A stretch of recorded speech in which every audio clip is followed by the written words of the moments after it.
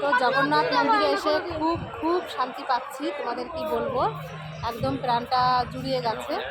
তো এত সুন্দর জায়গায় আসতে পেরেছি, কারণ সবটাই হয়েছে বোনদের জন্য।